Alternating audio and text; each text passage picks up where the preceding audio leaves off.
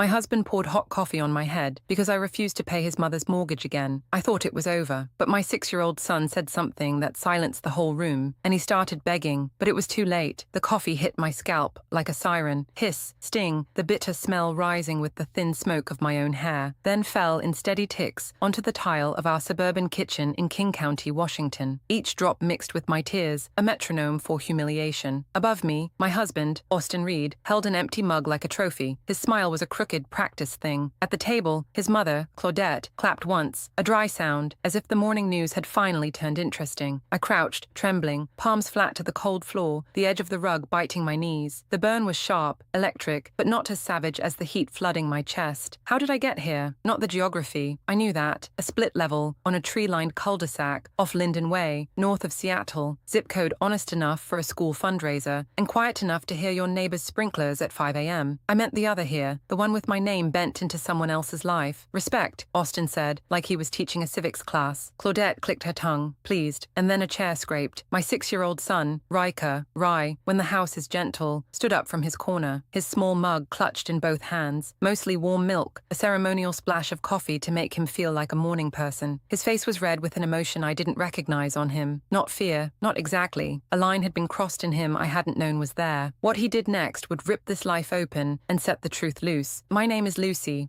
Carter now, on paper moving forward, though the DMV still argues with me about hyphens and healing. Back then, it was Lucy Reed, and 6 years earlier, if you'd told me I'd be on my own kitchen floor while my husband poured scalding coffee on my head to teach me a lesson, I would have laughed and quoted a spreadsheet at you. I was a financial consultant with a downtown office view and a teal blazer that meant business, a one-bedroom near Pike Place, a savings account padded enough to say yes to last-minute flights. I understood numbers, the way they told stories if you let them breathe, the way risk can be managed if you admit it's real. I did not understand how love could become a math problem someone else solved for me. I met Austin in a coffee shop. Irony has a mean sense of humor. He had steel toe boots and eyes that could hold a stare, said he worked construction, dreamed of his own company. He wasn't like the men in pressed shirts who made me feel like a merger. He made me laugh. You're too good for me, he'd say, grin tilted, voice low, but I'm going to earn you. It should have rung like a warning. Instead, I made it a project. I am very good at projects. 3 months in, the tells began. He showed up at my office at 7:30 p.m., the night I was wrestling a particularly thorny valuation. You missed our reservation, he said with a smile that didn't reach. This client will walk if I don't finish, I said. We'll go tomorrow. His jaw fluttered. Sometimes I think your job matters more than I do. The accusation landed like a slap no one else could see. I left early. My team recovered. Austin was grateful, generous, contrite. The pattern was born. Small compromises that looked like love until they were habits. On the honeymoon, he suggested we combine finances. What's mine is yours. Yours is mine. I signed papers with sunburned shoulders. Within a month, Austin had access to everything. Within 6, the inheritance was invested in ventures that never sent a postcard. Don't worry, he'd say, eyes far off. Big things are coming. The only thing that kept showing up were bills with red letters and Austin's hours at bars I didn't know the names of. When I got pregnant, Austin said, perfect. Now you can quit and focus on being a real wife and mother. I gave notice within 2 weeks. Without my income, the math turned cruel. His construction shifts grew sporadic. I picked up freelance clients from the dining table. He tolerated it as long as dinner was hot and attention was immediate. Claudette started showing up more. Her eyes were small knives. Part-time nonsense, she called my contracts. She had a house she inherited free and clear, but there was always a new crisis, a reason. She's family, Austin would say. I paid when I could, and when I couldn't, the house bent around his anger. The first time he grabbed me hard enough to leave marks, Riker was 6 months old. His hand closed around my wrist until I saw pinpricks. I'm trying to teach you, he said, voice soft like cotton, stuffed in a mouth. We developed a routine. His fault-finding, my apologies, his grip, my bruises in places a cardigan could hide, then the sorries, the flowers from a gas station, the whispered, you know how much I love you. I learned how to wear long sleeves in July, how to smile with only the top half of my face, how to time my breath for when he reached for the fridge. The worst part wasn't the pain. It was watching Riker learn a language I didn't want him to speak. He flinched at raised voices. He woke from dreams screaming, don't let daddy hurt you, into my shirt. He started lining up his toy cars in neat rows, like control could be built from small things. On the morning everything changed. The air was grey in that Pacific Northwest way, clouds like wet wool, the smell of cedar after rain. I made coffee for Austin, warm milk with a whisper of coffee for Riker, because he wanted to be like daddy. At 9:15 sharp, the doorbell rang. Claudette never knocked properly. She brought a crumpled envelope and the kind of sigh you weaponize. They're starting foreclosure, she said, dropping into a chair she never paid for. Austin's eyes found mine, hard. How much? He asked. 15,000, she said, like she was ordering lunch. We did not have $15,000. Not by Friday, not by arithmetic, not by wishing. We can't do that, I said, keeping my voice level. The room stilled. Can't or won't? Austin asked, standing. I said the truth out loud, about the money I'd paid, the imbalance, and watched his face cycle through colors I now recognized as danger. I took a step back toward the sink. Riker's small hands tightened around his mug. Maybe it's time my son learned what happens when a wife doesn't respect her husband, Austin said, and reached for his coffee. The mug tilted. My hands went up. Heat, sting, a scream I didn't recognize as mine. Claudette laughed. It was all happening in a house with a green yard and a mailbox with our name on it, in a county where people wave when you drive by, in a country where you dial 3 numbers when you need help. On my knees, coffee dripping from my hair, I looked up through tears and steam and saw Riker stand. His face was set, his small cup in his fist, and for the first time in years, something like air rushed into my lungs. Riker's chair made that small rubber-footed squeal across tile, and for a split second the whole kitchen held its breath. He didn't speak right away. He climbed his chair, then the table, because when you're small and you want your voice to carry, height helps. Austin's head turned, confusion shaded with imminent rage. Riker, get, was as far as he got. My son raised his mug high and poured the warm, milky coffee over his father's head. It wasn't hot. It wasn't meant to hurt. It was meant to mirror. A child's translation. Is this what power feels like? The kitchen went very quiet, the way a room does when something finally tells the truth out loud. Liquid dripped. Austin stood there, stunned, coffee tracing his hairline. Claudette's mouth opened and closed, a fish on dry air. How does it feel, Dad? Riker asked. His voice didn't waver. The rage came back to Austin like a power surge. He moved, fast and thoughtless. Riker moved faster, off the table, around the island, toward the counter where I'd left my phone by the fruit bowl. His fingers knew my passcode. I didn't even know he knew. 911, he said, clear as a bell that belongs in a church. My dad hurt my mum. He poured hot coffee on her. We live on Linden Way, number 243. Please come. It was the most American sentence I could imagine. Simple, precise, born of a safety assembly, and a boy who decided he believed in it. The color drained from Austin's face. He lunged. Riker bolted for the back door, phone clamped to his ear, small legs pumping. Mrs. Allen! Mrs. Allen! He shouted as he tore across the grass toward the fence. Help my mum! Austin stopped in the doorway like something invisible hit him. Even in a panic, he could count optics, a neighbor's yard, a wet shirt, a screaming child, sirens on the air. He turned back toward me. Look what you did, he hissed, and that old familiar line landed and didn't stick, because for the first time in years, I heard how ridiculous it sounded in the light. I didn't pour anything, I said, hauling myself upright by the counter. My scalp pulsed in waves. You did, on purpose, in front of our son. Think about Riker, he said, suddenly hoarse, trying to zip himself into contrition before the doorbell. Think about what this will do to him. I am, I said. Finally, through the window, I saw Miss Allen, Elise, moving fast across her lawn, her phone already to her ear, her other hand on Riker's shoulder. Her husband, Paul, a step behind. The faint rising wail of county sirens grew teeth. Austin looked down at his own unburned forearms and realized what I realized at the same time. When he angled the mug, he had angled avoidably. He always did. The sirens got louder, the choice got smaller, and in the bright, terrible quiet before the knock, my son's voice, high and brave, carried across our backyard and into the good air. We need help. The first knock wasn't polite. It was decisive, knuckles like a gavel. Elise didn't wait. She pushed the door in with the kind of authority a good neighbor earns over years of casseroles and borrowed ladders. Riker's small hand was wrapped in hers, his cheeks flushed, his eyes blazing that clean, righteous light kids get when they've chosen the right thing and know it. Paul was right behind them,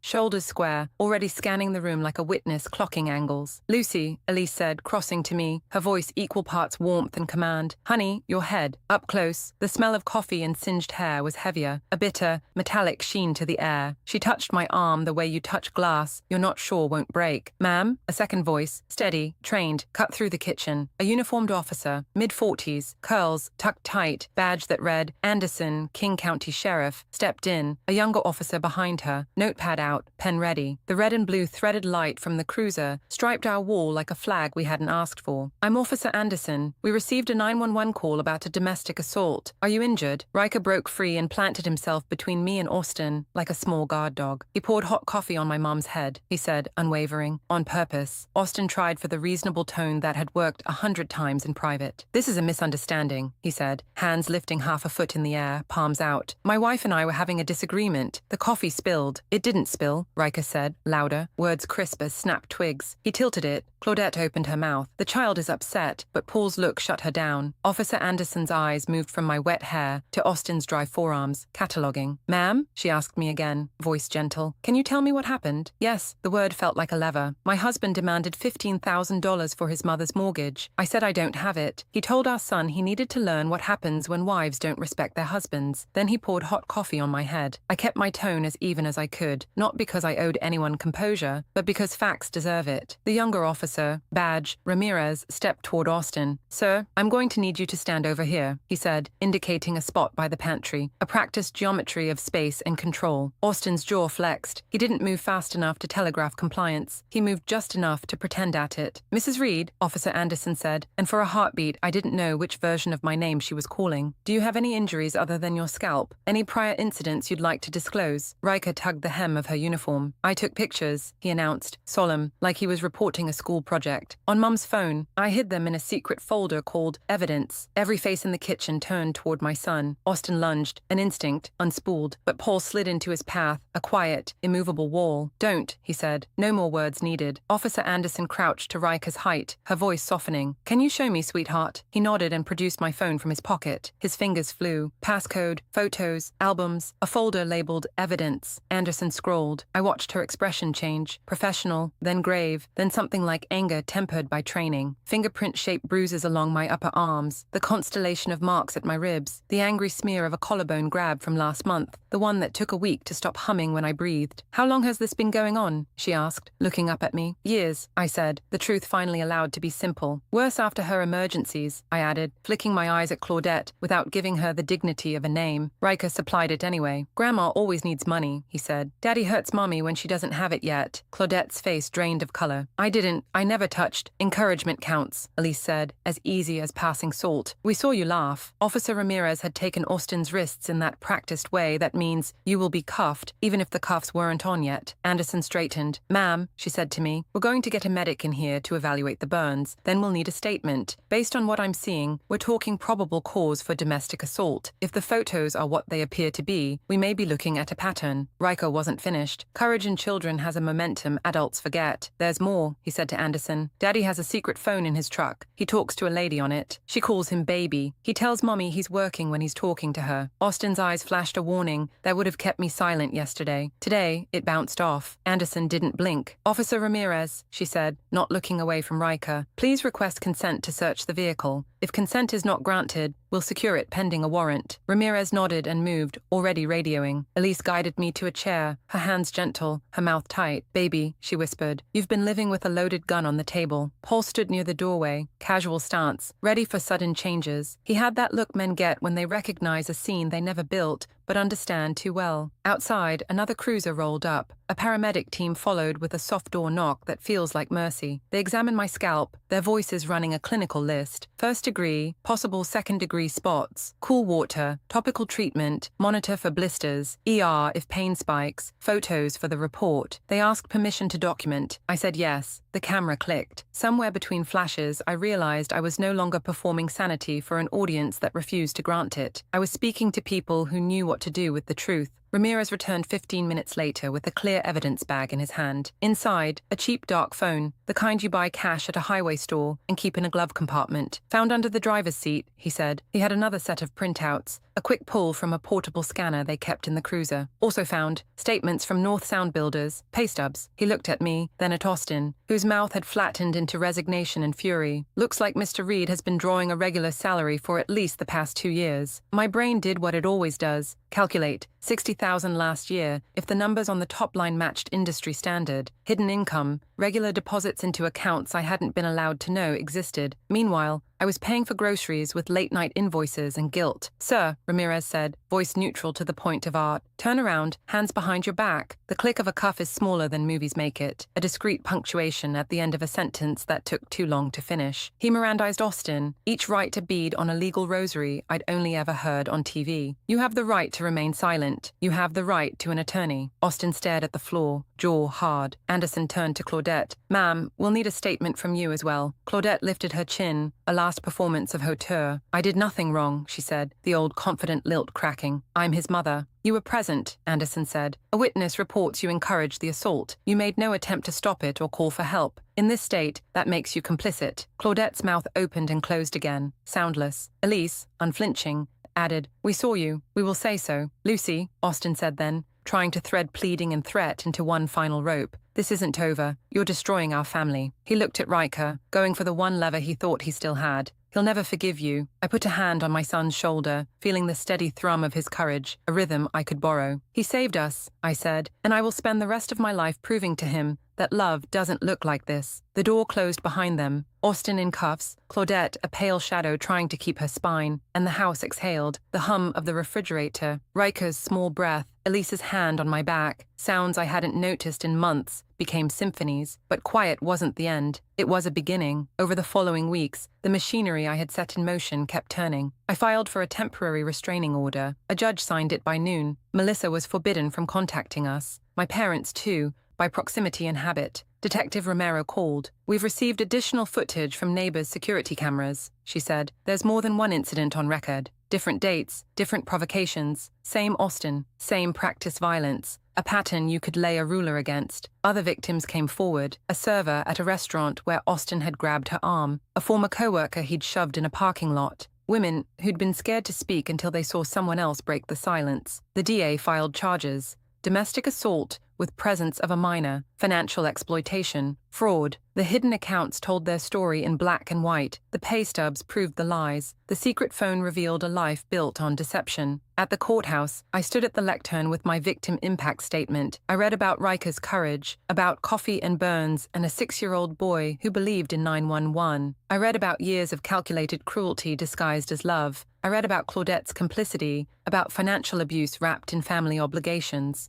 The judge listened. He looked at the evidence, the photos, the bank records, the hidden phone, the witnesses. He looked at me when I spoke. "I am not asking for punishment. I am asking for safety." He ruled with sentences that felt like structural beams. 2 years in jail, 5 years probation after release, mandatory domestic violence intervention programs, restitution for the stolen funds, every penny documented in my spreadsheets, permanent no-contact order, supervised visitation only, contingent on completion of treatment, GPS monitoring upon release. "Ms. Reed," the judge said, voice softening without losing its edge, "your son's courage and your documentation of the abuse likely prevented this pattern from continuing. The court commends your decisive action to protect your child." Claudette received her own consequences, complicity charges, fines, and a mandate to attend classes on recognizing and reporting domestic violence. "Silence is not neutrality," the judge told her. "It is choice." 6 months later, I sat in the bakery on Greenwood, laptop open, working on a client's books. Riker wore his paper hat, head of sprinkles, and distributed donut toppings with the precision of a foreman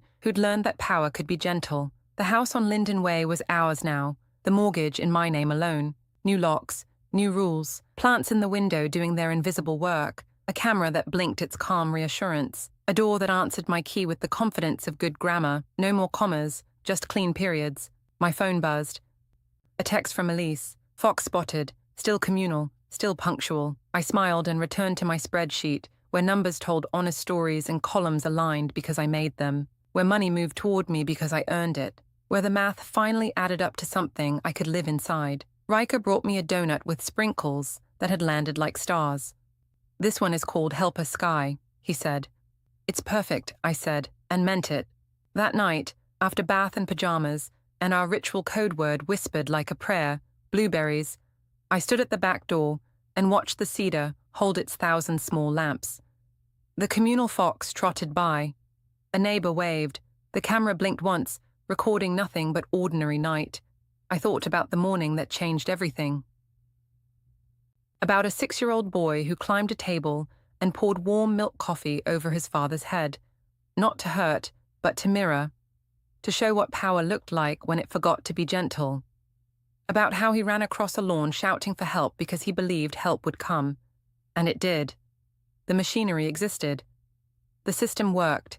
Not perfectly, never perfectly, but it worked when we were brave enough to use it.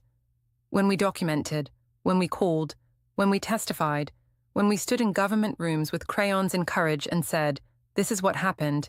This is the truth." I closed my eyes and let myself feel it. the weight that had shifted off my shoulders, the future that stretched ahead with my name on it, the ordinary miracle of a house that was just a house, not a stage for someone else's rage. Tomorrow would bring more numbers, more donuts, more small rituals of a life being built. We would keep going. We would keep the pace. But tonight, in the amber glow of our nightlights, in the clean click of our new locks, in the steady breath of my sleeping son, I let myself simply stand in the truth we had claimed. We had learned to say blueberries. We had learned to lock doors and keep papers and ask for what was ours. We had learned that dry is a kind of tenderness. We had learned that love doesn't hurt, and if it does, you can call it by its name. We had learned that the chandeliers were about to meet gravity, and gravity always wins.